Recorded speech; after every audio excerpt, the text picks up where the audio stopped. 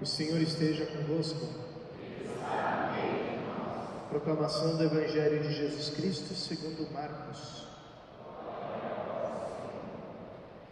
Naquele tempo, quando Jesus saiu a caminhar, veio alguém correndo, ajoelhou-se diante dele e perguntou: Bom mestre, que devo fazer para ganhar a vida eterna?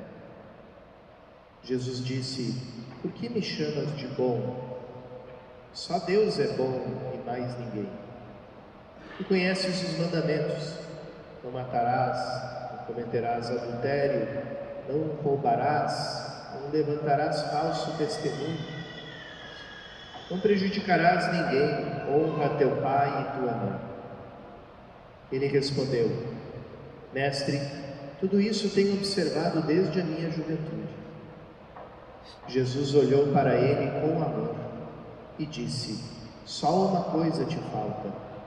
Vai, vende tudo o que tens e dá aos pobres, e terás um tesouro no céu.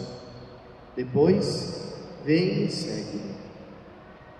Mas quando ele ouviu isso, ficou abatido e foi embora cheio de tristeza, porque era muito rico.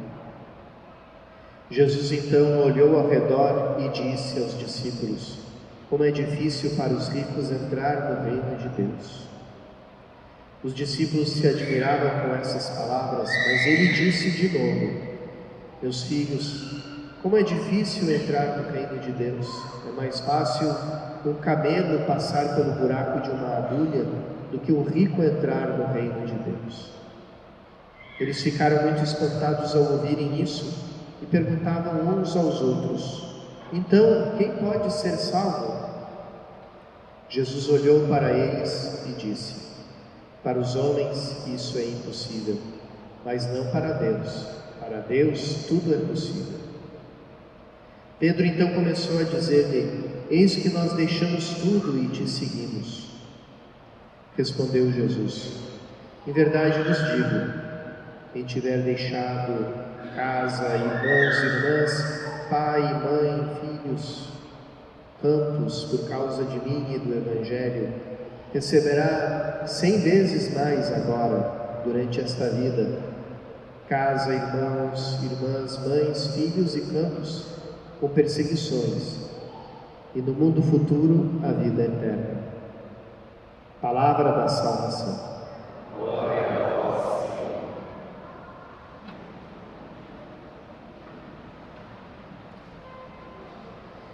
Queridos irmãos e irmãs, que a gente tem diante de nós a palavra de Jesus, a palavra do Evangelho, que nos fala de uma atitude que a gente pode ter sem se dar conta. Por que Jesus falou essas palavras tão fortes?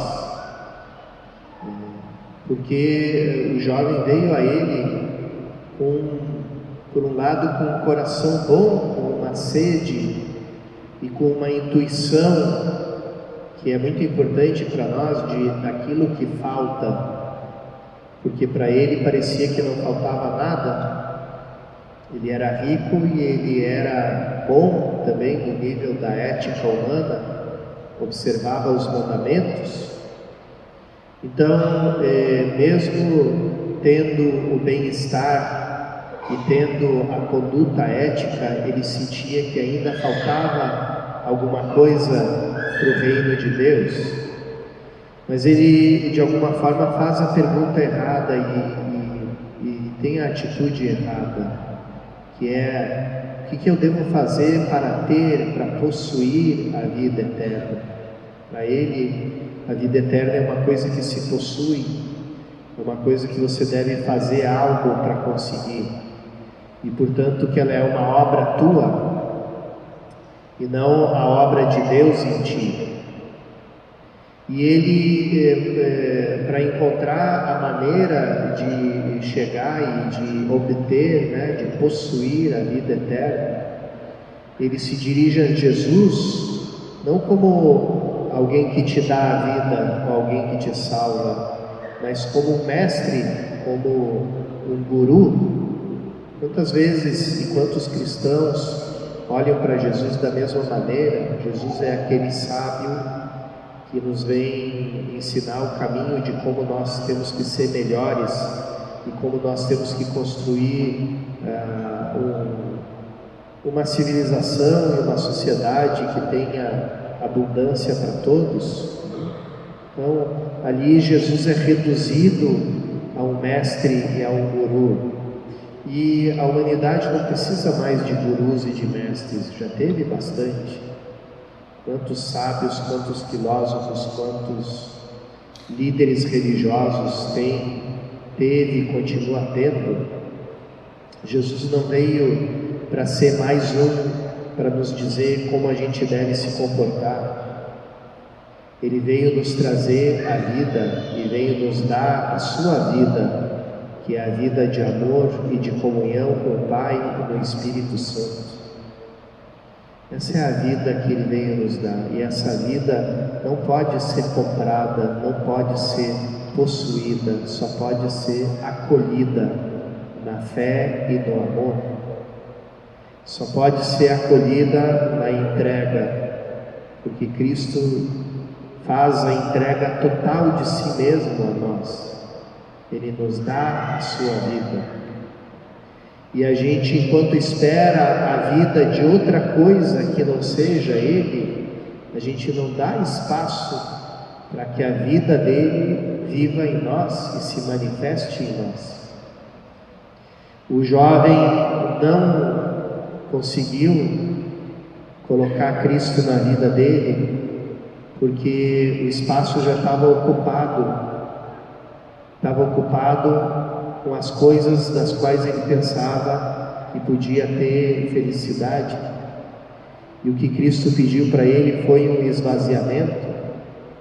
Cristo foi exigente, e foi exigente de propósito, e pediu uma coisa que ele sabia que o jovem não podia fazer, justamente para que o jovem entendesse: isso aqui não é resultado da minha força e do meu mérito, é dom que eu tenho que receber, é presente que eu tenho que receber. A vida nova em Cristo é um presente de Deus, não é coisa tua, não é conquista tua. A única coisa que você pode fazer diante dela é se abrir, se esvaziar e permitir que Cristo viva em ti. É essa a exigência que Cristo faz a todos nós e de uma forma especial aos jovens, porque o jovem é aquele que no momento da vida se pergunta: qual é o sentido da minha vida? E quantos jovens se aproximam de comunidades cristãs, comunidades católicas, e encontram pessoas, como dizia aquela expressão de Saint-Exupéry, pessoas sedentárias de coração, que se contentam em ser bons cidadãos, que se contentam em não fazer mal a ninguém. E ali o jovem entra e não vê nada de novo. Hoje eu estava lendo a carta de uma menina, uma jovem, que ela dirigiu para os bispos do mundo inteiro, que estão se reunindo em Roma num sínodo sobre a juventude, para realmente refletirem sobre o tema dos jovens. E o que ela escreveu para eles? Ela escreveu: vocês acham que aquilo que é problema para nós, vocês acham que certas coisas são problema para nós, e na verdade não são problema. Vocês estão preparando documentos para refletir sobre as exigências da igreja no campo da sexualidade, achando que o tema da sexualidade é um tema que impede os jovens de entrar na igreja, mas isso não tem nada a ver, né? A gente se decepciona com a igreja não é porque ela nos exige alguma coisa, é porque, pelo contrário, é porque a gente entra nela e não vê nada de novo. A gente vê aquilo que é dito lá fora, é dito dentro da igreja também. né? A jovem falava, não precisamos de padres falando sobre política, economia e ecologia, né? Isso a gente vai buscar em outros lugares. A gente quer que nos falem por que a gente vive, qual é o sentido da nossa vida. E a gente não se preocupa que a igreja seja exigente conosco, mas que nos expliquem as coisas, que não nos digam, você tem que agir assim porque a igreja manda. Não, mas por que a igreja manda? Por que a igreja diz? Né? E ela dizia, menos ainda porque o padre diz, né? O que o padre diz entra por um ouvido e sai pelo outro da gente.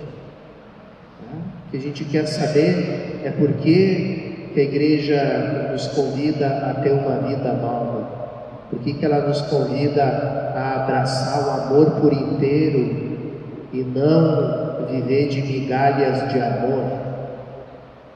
A gente quer que a igreja nos diga de novo que ela espera de nós um amor de entrega total por toda a vida, que quando nós nos amamos e nos unimos a alguém num matrimônio, isso é por toda a vida, porque o amor ou é para sempre ou não é amor.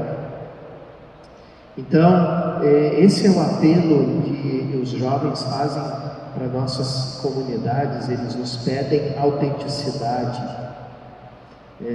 Nós decepcionamos os jovens quando nós nos mostramos para eles como pessoas inautênticas, que professam uma coisa e vivem uma coisa na missa, na liturgia, e depois vivem outra coisa, fazem outras coisas.